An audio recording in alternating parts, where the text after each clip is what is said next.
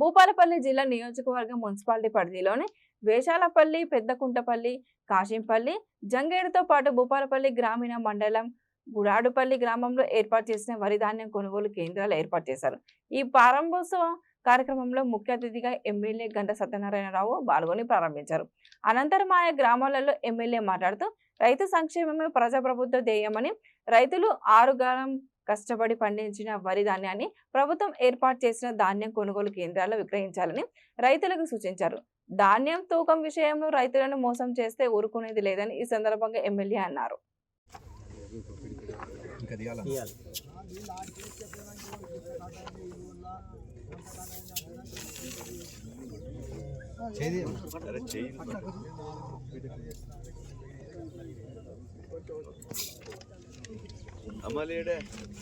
Night చినుకులు పడ్డాయి కానీ నైట్ కొంచెం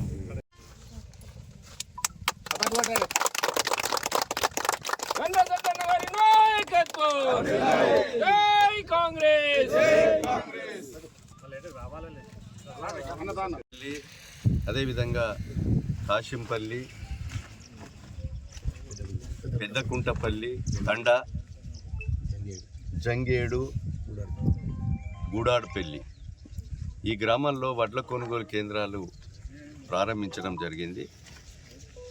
నేను ఈ యొక్క సెంటర్లో ఉన్నటువంటి రైతు సోదరులకు విజ్ఞప్తి చేస్తున్నా. వాళ్ళు 2 సూచనలు పాటించాలి. రైతులు తాలు లేకుండా తూర్పాల బట్టి లేకపోతే ప్యాడీ క్లీనర్తోనైనా క్లీన్ చేయించి తేమ శాతం మ్యాచ్యూర్ 17 వచ్చే విధంగా వీళ్ళు కాంటా పెట్టుకోవాల్సిందిగా విజ్ఞప్తి చేస్తున్నాం. 40 కిలోల 650 గ్రాములు కాంటా చేయాలి.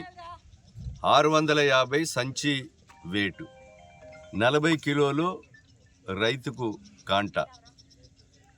కాంటా కాగానే ట్రక్ షీట్ రిసీటు ఏదైతే పిఎస్సిఎస్ కానీ, ఓడిఎస్ఎంఎస్ కానీ, మ్యాక్స్ కానీ, మహిళా సంఘాలు కానీ నడిపే వాళ్ళు ఎంబడే ట్రక్ షీట్ ఇచ్చి వాళ్ళ ప్యాడ్లో రైతుల కాంటాను ఎంట్రీ చేసి రైతులు వెళ్ళిపోవచ్చు. రైతులకు భారం అయిపోయింది. కొనుగోలు కేంద్రం నుంచి ట్రాన్స్పోర్ట్ లిఫ్ట్ కానీ, అదేవిధంగా రైస్ మిల్లర్స్ దగ్గర దోపిడీ జరిగిన వడ్ల కొనుగోలు కేంద్రం నడిపేటువంటి ఓడిఎస్ఎంఎస్, మ్యాక్స్, సింగిల్ విండో, పిఎస్సిఎస్ వాళ్ళే బాధ్యులు. రైతుకు సంబంధం లేదు. ట్రక్ షీట్ ప్రకారంగా మద్దతు ధర